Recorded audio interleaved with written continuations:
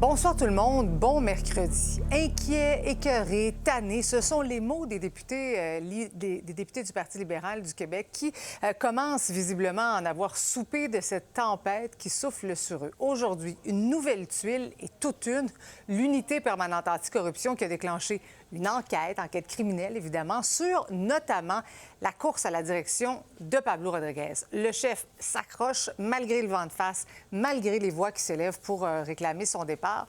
On va analyser tout ça avec Alain Reyes, mais d'abord les détails de la journée avec Mathieu. Mathieu, les soupçons de corruption sont de plus en plus lourds concernant la course à la chefferie.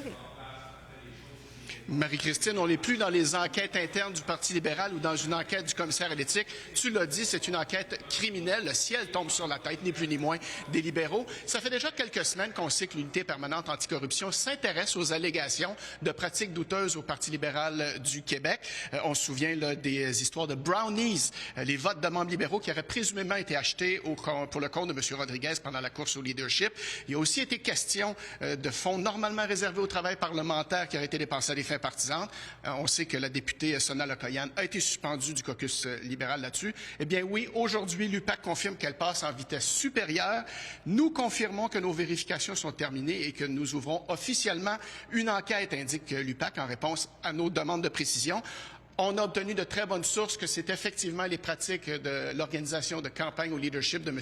Rodriguez qui sont visées. En début d'après-midi, le nouveau chef libéral disait qu'il n'y avait personne qui était plus intéressé que lui à ce qu'on fasse la lumière sur tout ça, mais les appels sont de plus en plus pressants à sa démission. On l'écoute.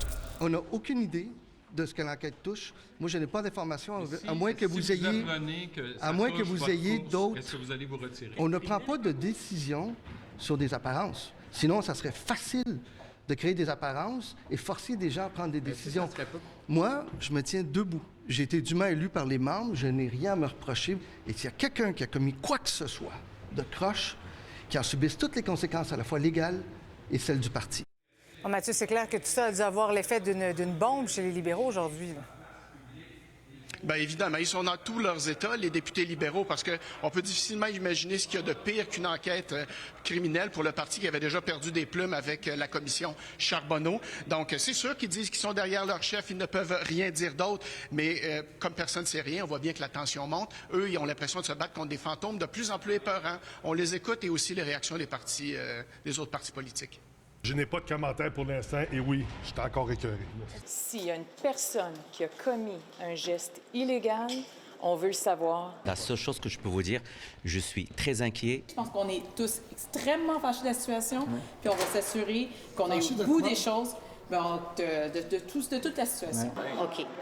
On a eu une course à la chefferie. Notre chef, c'est Pablo Rodriguez. C'est une enquête de plus au Parti libéral du Québec.